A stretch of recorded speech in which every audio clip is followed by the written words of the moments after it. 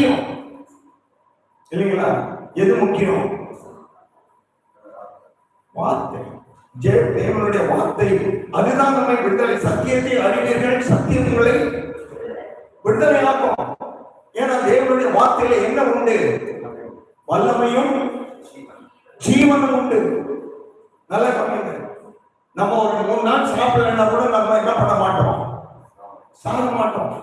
ஆனா ஒவ்வொரு நாளும் தேவனுடைய வார்த்தையை நம்ம உட்கொள்ள வேண்டும் இல்லைங்களா? அதனால இறைமையா 15:16 இறைமையா சொன்னாரு, உங்களுடைய வார்த்தைகள் கிடைத்த உடனே அவைகளை நான் உட்கொண்டேன், அது என் இருதயத்திற்கு சந்தோஷமும் மகிழ்ச்சியா இருந்தது.